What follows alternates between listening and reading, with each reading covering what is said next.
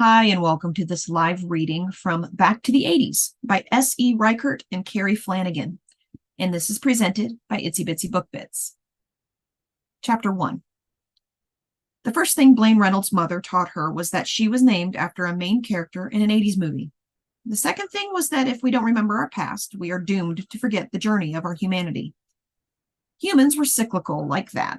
Advancements and wars, rebuilding and flourishing, old countries demolished, new ones beginning. But sometimes you could freeze time and remember when things were simpler. Sometimes you could even find your happiness again, nestled in a favorite decade and in a shop left to you by your mom that paid homage to the best decade ever, the 80s. Blaine stared into the eerie eyes of the red-haired Cabbage Patch Kid doll, its chubby cheeks sprinkled with freckles above a freakishly small mouth. This was definitely not part of her happiness. Some of the items from private collectors or donations to the shop were too much, even for her. She shook away the chill that ran up her spine and set down the creepy new tenant before moving on to the next box. How and when her mom had acquired so much, she'd never know. It had been 2 years since her mother had passed away, and she was finally getting to the last boxes from the old storage unit on the outskirts of town.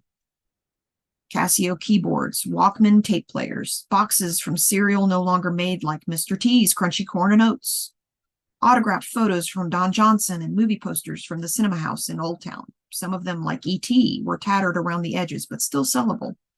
Oddly, for all the items she auctioned, she still managed to find others to buy in the thrift stores around town and bargain sites online to sell in her store. Sometimes people just donated their old toys and tech, wanting it to find a home outside of their crawl space and be somewhere that it could be loved again. It made the small strip mall store seem crowded with treasures of an era before she was even born. Her mom's favorite decade. The 80s had become Blaine's favorite too. The music, the movies, the glory days of MTV and music videos. Every day she went into work surrounded by the neon pink and cool turquoise aura of a time when the world seemed happy. A time when she could imagine her mother in scrunchy socks and big permed hair dancing to Cyndi Lauper and Wham. 10 years before she'd ever had a child of her own, her mom had been a child of the decade of excess. Blaine smiled at the photo above the cash register of her and her mom 15 years ago at a Motley Crue concert, both rocking ripped jeans and Converse.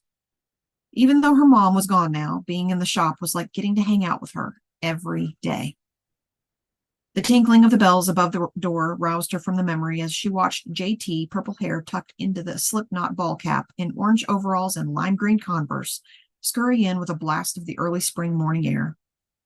The way J.T. came at her with pursed lips could only mean best gossip had just come from the salon next door.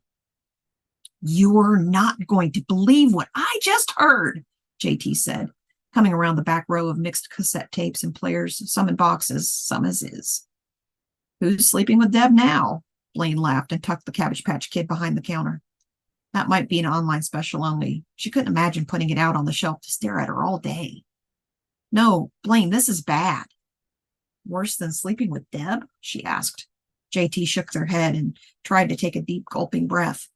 "Oh God, what is it? Did someone die? Did the sewer back up again?"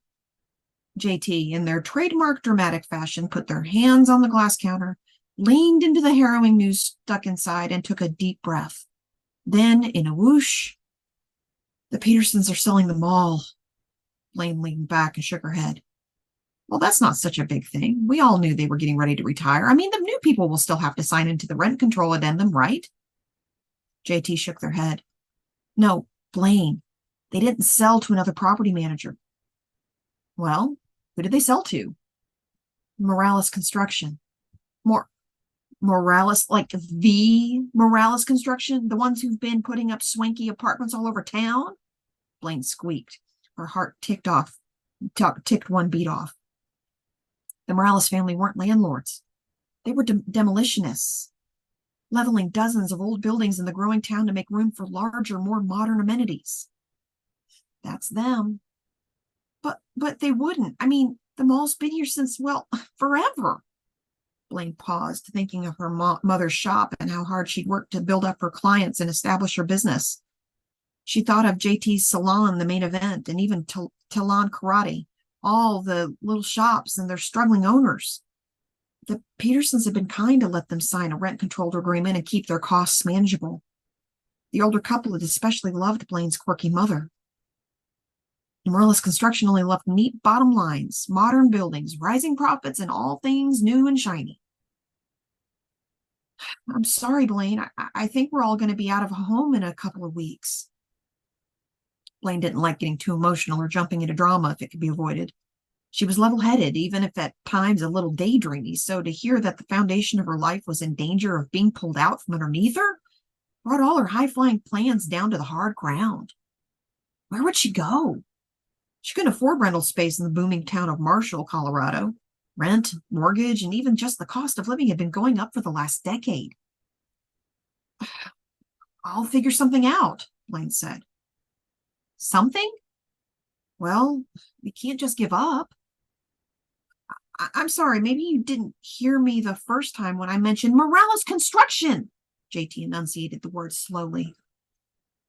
I'm sure they can be reasoned with. I heard that John Morellis once tore down an orphanage to build a parking garage. JT leaned in for emphasis. Well, that's just ridiculous. I'm sure he did not. Okay, maybe not, but I could see it happening. JT, Blaine sighed. Let's just keep calm. Easy for you to say. You have a house and all this awesome inventory. You'd be fine working out of your home selling the stuff on eBay. My apartment sink isn't big enough for half the hair I get. I have no desire to switch to an eBay business, and I don't have enough room for all of these things. She stopped to look out at all the memorabilia. And Charles Dumar would be traumatized if I moved this next to his cage. She pulled out the creepy Cabbage Patch Kid, and its face met JT's. They yelped and jumped back. What the hell is that thing?